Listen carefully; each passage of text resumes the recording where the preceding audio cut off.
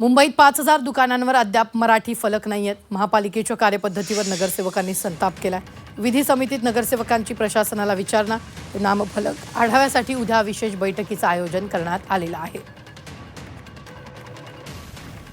तर आमचे काय अधिकारी ते वॉर्डामध्ये फिरतात आहे काय, आणि ते अधिकारी जे आहे ते नेमणूक केली आहे महानगरपालिकाने, ते अधिकारी त्यांचा चष्म्याचा नंबर मोठा झाला आहे का की त्यांना दिसून येत नाही आहेत की कुठे इंग्लिशमध्ये नाव लिहिलं आहे आणि कुठे मराठीमध्ये नाव लिहिलं आहे। आणि जे मराठीचे यांनी जे दुकानदारांनी अशी पद्धत लावली आता, ते खानापूर्तीसाठी मराठीचे जे अक्षर आहे ते ते लहान काढतात आणि लहान लिहितात तिकडे, आणि इंग्रजीचं इंग्लिशचं अक्षर जे आहे ते मोठं असतात तिकडे।